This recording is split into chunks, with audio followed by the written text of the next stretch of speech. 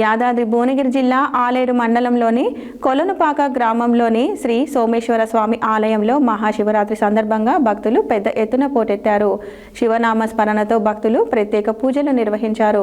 ఉదయం నుంచే భక్తులు బారులు తీరి శివలింగానికి అభిషేకం నిర్వహించారు.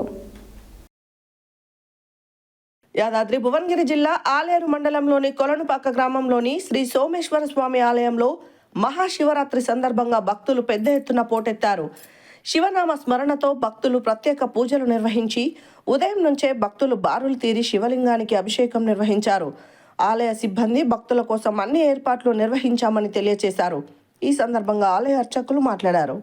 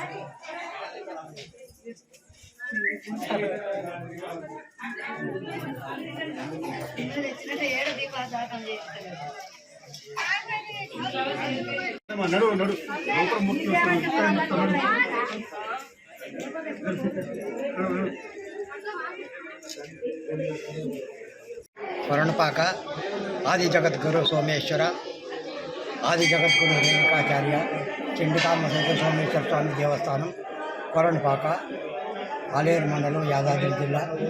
ఈ కొలనుపాక ఈ మహాశివరాత్రి సందర్భంగా ఉదయం 3 గంటలకు ఈ ఆలయం ఓపెన్ చేయడం జరిగింది.